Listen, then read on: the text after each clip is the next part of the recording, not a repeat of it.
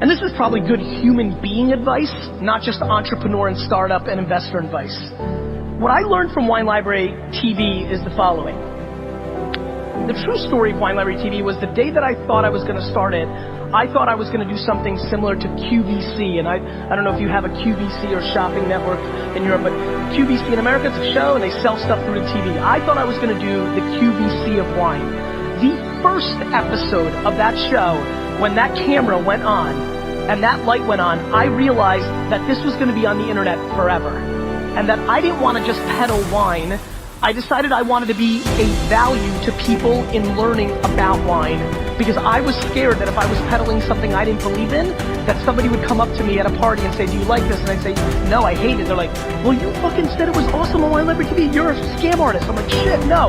So I was very focused on leveling up, and I really believe the one great piece of advice, if you want to take anything from this talk, is we have to start realizing that giving and doing things in business without expectation of return from the other individual is probably the greatest leverage that you could ever deploy in your business life, though it is extremely rare in today's business environment.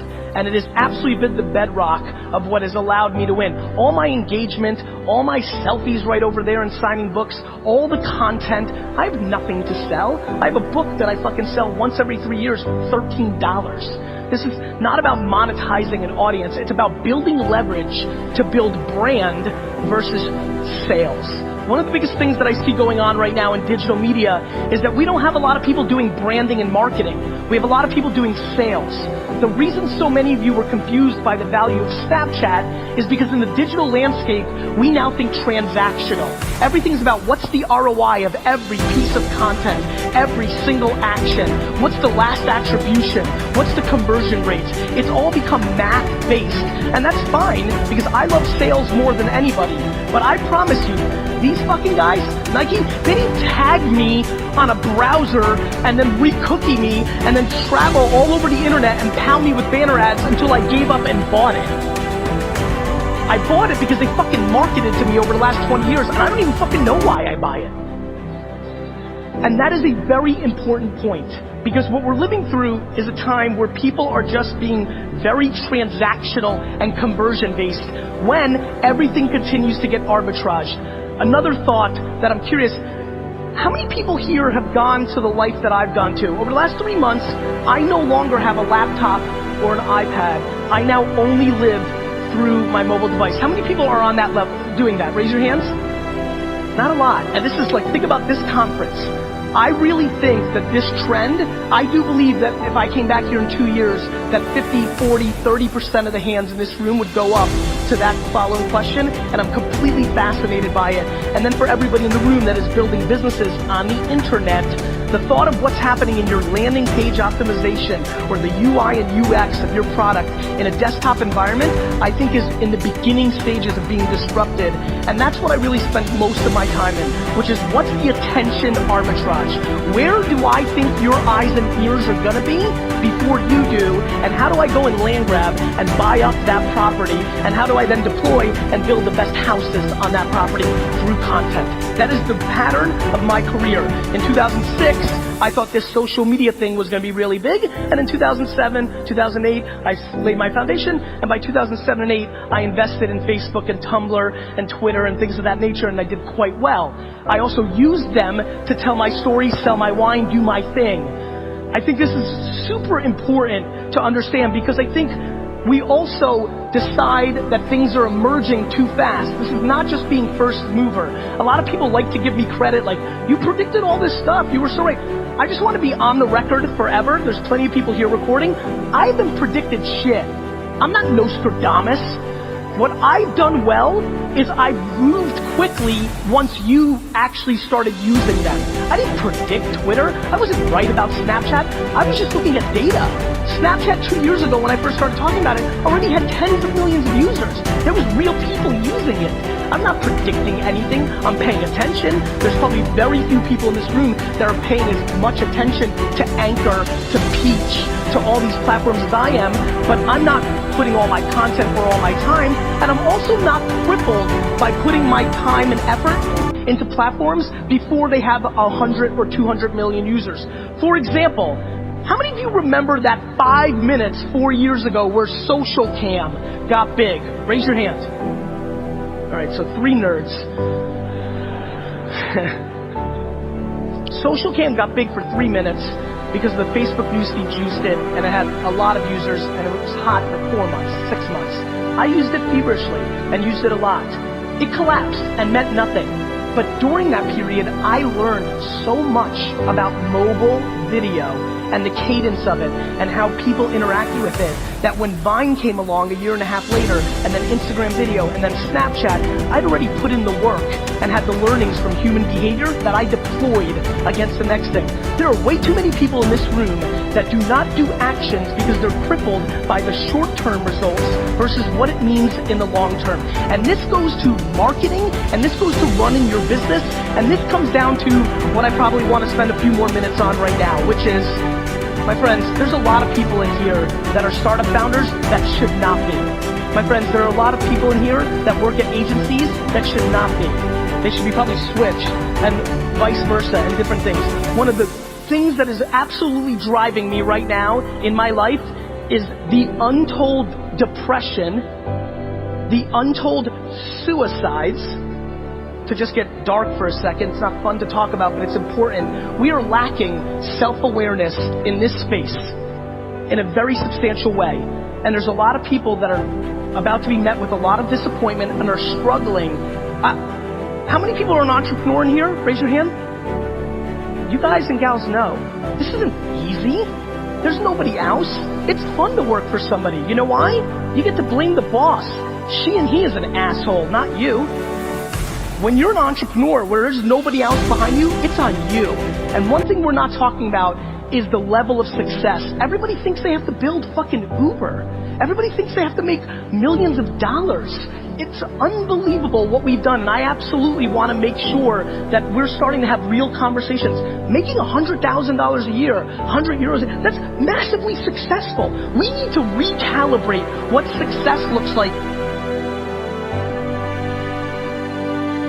in our space, because we're forcing through the branding of what we're doing very impractical, very high risk, very low return results for so many, because everybody's shooting for 10 billion. Guys, there's like 4 apps that big. There's like Uber and Instagram. Like, how many fucking billion-dollar companies do you think there are? And so I really am passionate about starting to reframe the conversation about the number one thing that I have noticed in my 20 years of my success. Because let me tell you something, I suck shit at almost everything. What I've done well is I've deployed self-awareness around what I am, and I know what I am. And there's a lot of things I wish I was. 7 years ago, as a lot of you know, I had plenty of leverage in the Web 2.0 social media movement. I was one of the guys. I was one of the 20 most followed people on Twitter. I didn't go and raise $40 million to build the next Facebook. I didn't raise $50 million to build a platform around wine. I was self-aware enough, even though I had all the opportunity in the world to build a product, that I wasn't going to be successful. 7 years ago, I went out and built a boring digital agency, right? I built something practical. All my internet friends, a lot of the people going to be on the stage, they made fun of me. Like, why don't you go build a big company or something grand? I built what I knew I could build. I'm very proud that over the last 4 years, I've grown VaynerMedia from $3 to $100 million a year in revenue, not fucking valuation.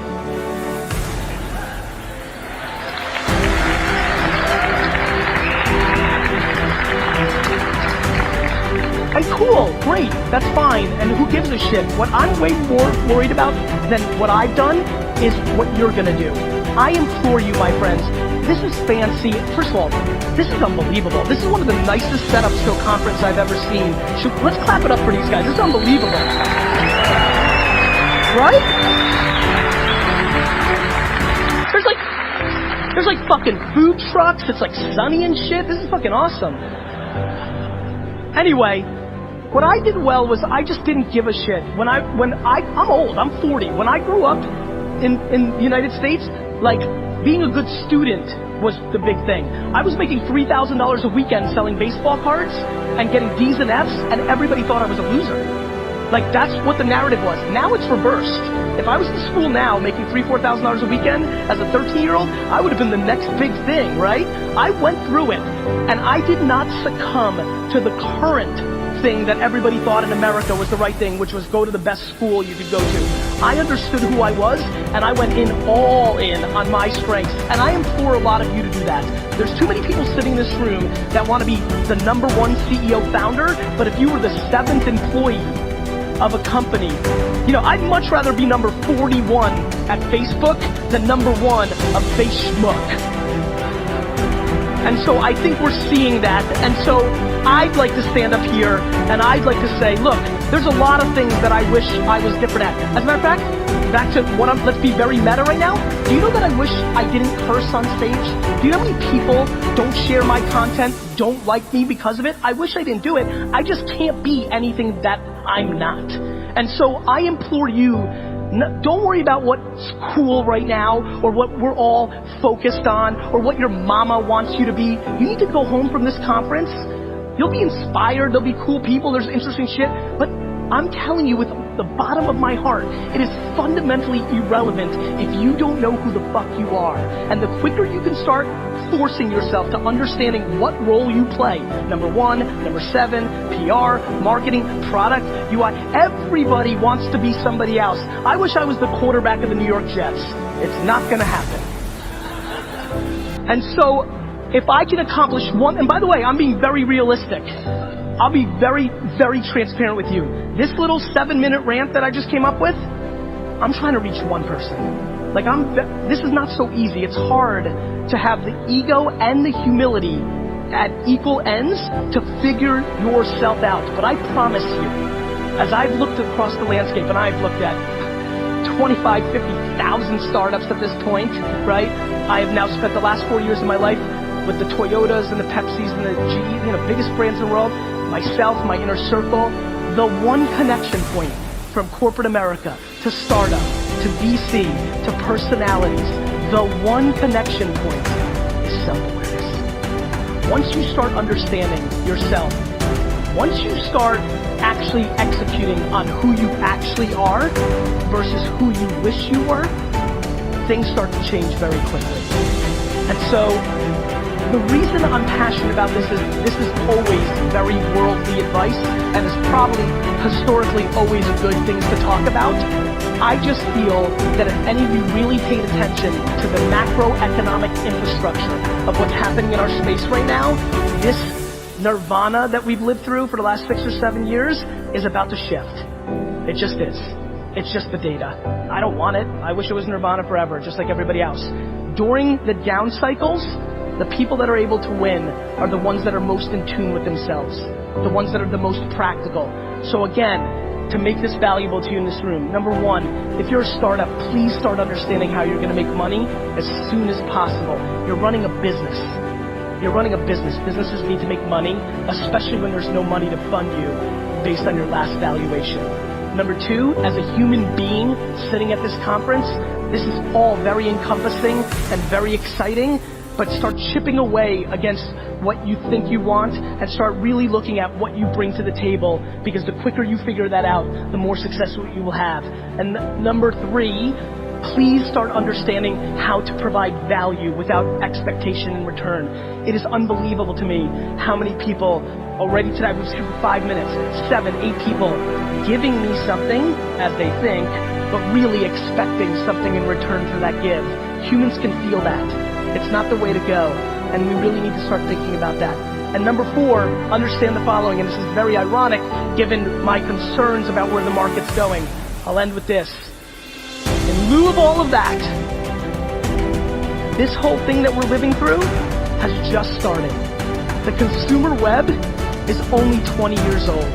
Windows 95 kind of started this thing. The internet thing is very new. Everything that we all talk about didn't exist 10 years ago.